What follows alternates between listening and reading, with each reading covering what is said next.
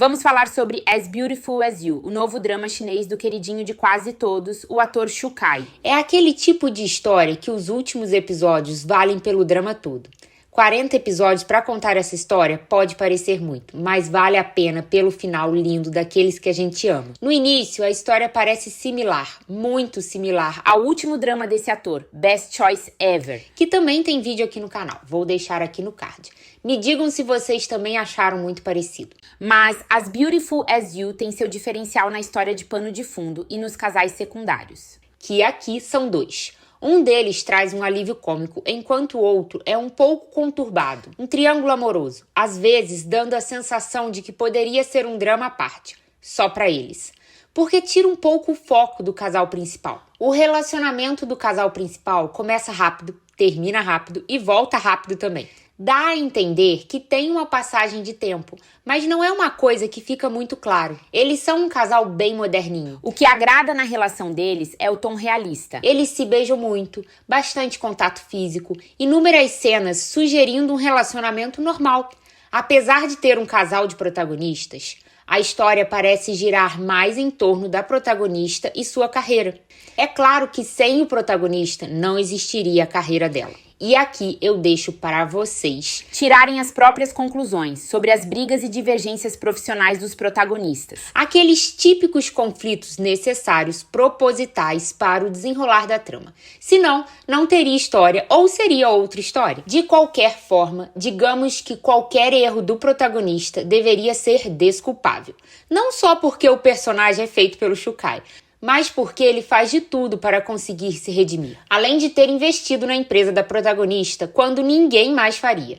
Ele é doido por ela desde a faculdade e depois que ficam juntos, fica mais apaixonado ainda. E sofre horrores sem ela e depois recupera seu título de amado. Com muito esforço, incluindo cuidar de um gatinho fofo, salvar a vida da protagonista e continuar apoiando os ambiciosos planos profissionais dela. Os protagonistas se conheceram na faculdade. Estudaram juntos e se reencontraram na vida adulta, em meio a um tumulto profissional. E o protagonista investe na protagonista. Não só investiu na empresa dela, como também investiu em ter um relacionamento amoroso com ela.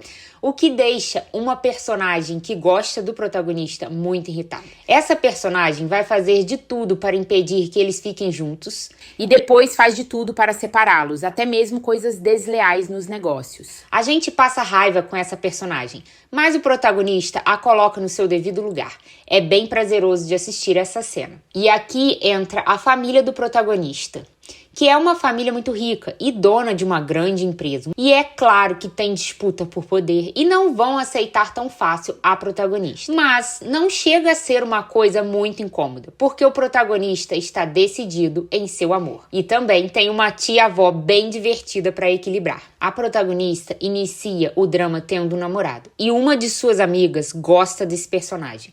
E quando a protagonista e o namorado terminam, a amiga vai atrás dele, insiste, consegue e até casa. Então a gente fica com mais raiva dessa tal amiga do que a própria protagonista. Na verdade, esse namorado é uma parte desnecessária na história. Acho que é por isso que nem a protagonista se incomoda com ele e uma de suas amigas se casando.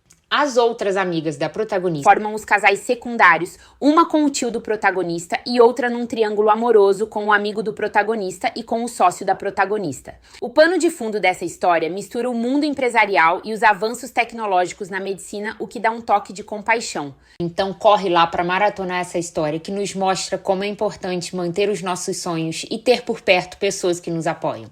Essa história está disponível no Brasil na plataforma Viki. Caso seja disponibilizada em outra plataforma ou aqui no YouTube, eu acrescento essa informação na descrição. Se você já chegou até aqui, não deixe de curtir o vídeo e compartilhar com outros amantes de dorama. Siga o canal e habilite o sininho para você ficar sempre por dentro das minhas recomendações e resumos de dramas coreanos e chineses. Até o próximo vídeo. Beijinhos!